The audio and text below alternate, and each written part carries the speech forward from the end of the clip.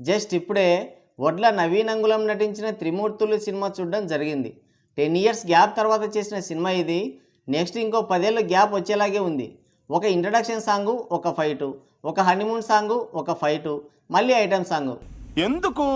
ఎందుకంటే నాకేం తెలుస్తుంది, చాలా గ్యాప్ తర్వాత వస్తున్నాను కదా, నా ప్రతాపం అంతా చూపించాల్సిందే అని నవీన్ అంగుళం పట్టుబట్టాడో, అరగంటే కదే ఉండేది మిగతా 2 గంటలు ఎలాగోలా లాగించేయాలని డైరెక్టర్ అన్నయ్య తలంచాడో తెలీదు. మొత్తానికి హిట్ పొటెన్షియాలిటీ ఉన్న సినిమాని నాకించేసుకున్నారు. అంతేం లేదు cinema, last half an hour తప్ప అంతా బొక్కే. తీసుకున్న స్టోరీ లైన్ బాగుంది, ప్రజెంటేషన్ దెబ్బతీసింది. అయినా ఈ ఏజ్లో ఆ లవ్ సాంగ్స్, ఆ ఐటమ్ సాంగ్స్ అవసరమా? కథ ఫ్లోని దెబ్బతీయడానికి తప్ప ఎందుకు పనికిరాలేదు అవి.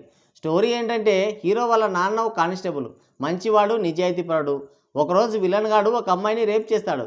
ఆ పిల్ల తప్పించుకొని స్టేషన్కి వెళ్తుంది.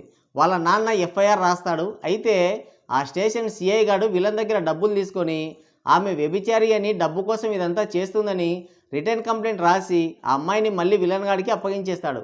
ఆ అమ్మాయి ఎలాగోలా తప్పించుకొని పారిపోతుంది. ఆమె చనిపోయిందనుకొని విలన్ గాడు పారిపోతాడు. అయితే హీరో వాళ్ళ నాన్న ఎఫ్ఐఆర్ కాపీని ఓ చోట దాచిపెట్టి చనిపోతాడు. 20 ఏళ్ల తర్వాత నవీన్ అంగుళం కూడా కానిస్టేబులే అవుతాడు. తన నిజాయితీ వల్ల ఎక్కువ ట్రాన్స్ఫర్లు అవుతూ ఉంటాడు. అలా ఓసారి ట్రాన్స్ఫర్ అయ్యి వాళ్ళ నాన్న పనిచేసిన స్టేషన్కే వస్తాడు. ఆ దాచిపెట్టిన ఎఫ్ఐఆర్ కాపీ తన కంటపడుతుంది. అయితే ఆ రేప్ చేసిన విలన్ గాడు సీఎం క్యాండిడేట్గా పోటీ చేస్తుంటాడు.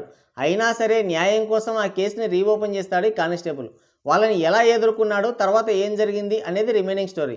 ఇక సినిమా ఎలా ఉందంటే స్టోరీ బాగుంది, దాన్ని ఇంకాస్త సానబెట్టేదాన్ని పక్కన పెట్టి హీరోకి జాకీలు వేయడం, లవర్ బాయ్, యాక్షన్ హీరోని కలరింగ్ ఇచ్చేదాని మీదే ఫోకస్ చేశారు.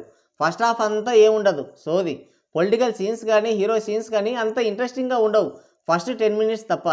ఇక సెకండ్ హాఫ్ కూడా అంతే, లాస్ట్ ప్రీ క్లైమాక్స్లో కాస్త ఇంట్రెస్టింగ్గా ఉంటుంది. మిగతా అంతా నసే, ఎక్కడా సీరియస్నెస్ అనేదే ఉండదు. దానికి తోడు హీరో అన్నింటికి ఒకే ఎక్స్ప్రెషన్, కోపడ్డాడా, నవ్వుతున్నాడా, ఏడుస్తున్నాడా ఏం అర్థం కాదు. పోద్ది సినిమాకి సూర్ణమన్నయ్యకి నేషనల్ అవార్డు ఇస్తే నవీన్ అంగుళంకి కూడా ఇచ్చేయచ్చు 2. ఇద్దరు ఒకే తరహా యాక్టింగ్ చేశారు కాబట్టి. లో బడ్జెట్లో తీశారని ప్రతి సీన్లో కనిపిస్తూనే ఉంటుంది. ఆ ఫైట్ సీన్లో అయితే నవీన్ అంగుళంని ఆ రోప్ సాయంతో పైకి కిందకి లాగడమే సరిపోయింది.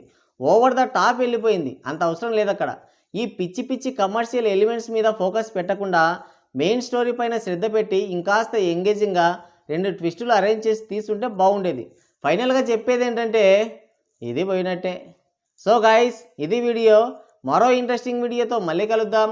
Thank you, take care, bye bye.